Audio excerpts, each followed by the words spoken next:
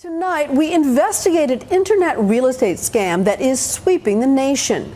Incredible deals on beautiful houses for that perfect getaway. But there's just one little detail the listing is leaving out. The actual homeowners have no idea what's going on. So we went undercover to get to the bottom of it for our series, Nightline, On the Lookout. Please leave your message after the tone. David, Brian and I are standing here at the rental house, but you're supposed to be here with the key. This, ladies and gentlemen, is a stick-up. David, No gun or getaway car required. you're not here.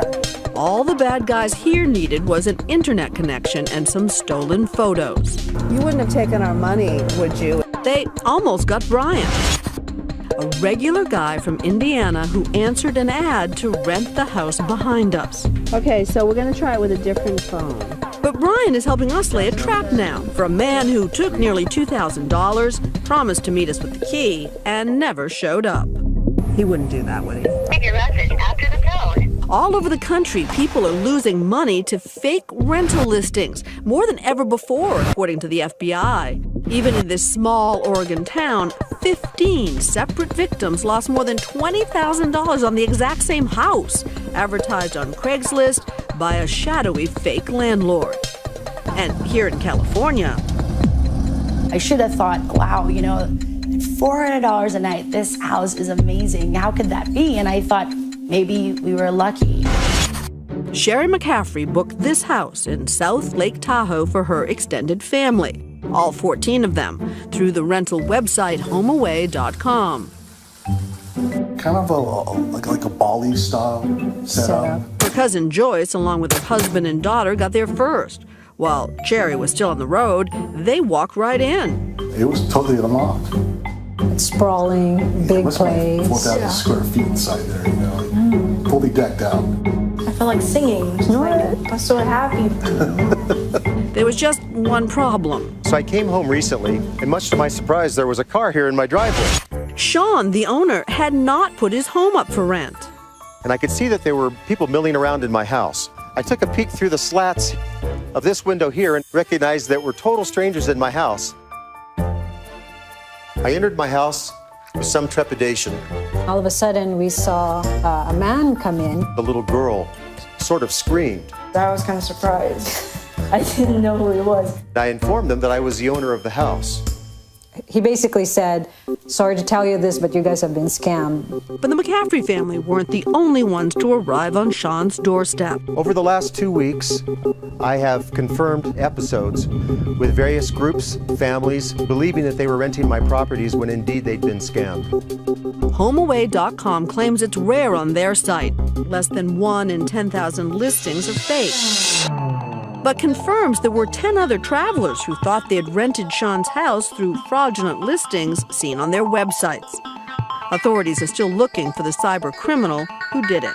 According to the FBI, the people who create these ads are virtually impossible to catch. You don't have to be a Bugsy Siegel with a machine gun anymore. Really what you have to do is be a guy with access to the internet if you want to scam people of their money. It's a faceless transaction, and unscrupulous people take advantage of that and exploit people. We wanted to flush out one of these phantom landlords by posing as an unsuspecting target. And that's how we got involved with Brian. So did he identify himself as David right off the bat? He found his dream rental on Craigslist, a sprawling house on the island of Nantucket, for $1,500 a week. This house in this ad looked just absolutely fantastic. Brian and his wife planned an end-of-summer vacation before 2 of their kids left for college. But then he got suspicious. The more I started looking at this house, I was getting more concerned that it really was too good to be true. And so Brian pulled a Nancy Drew. He called the Nantucket Town Hall and tracked down the real owner of the house he wanted to rent. So at that point, I had a name, I had an address of somebody in New York, the real owner of the property. It won't surprise you, the owner was not named David. He had no clue his house was posted on Craigslist. He was renting the house, but not for $1,500 a week. Try $20,000. What's your suspicion about how he got the pictures of the house?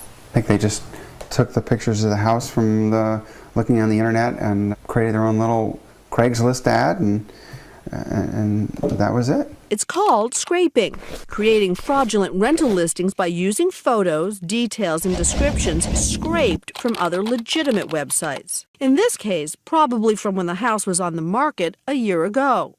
But it wasn't the images that first raised Brian's suspicions. It was the poor grammar in David's texts and emails. He handed them over to us.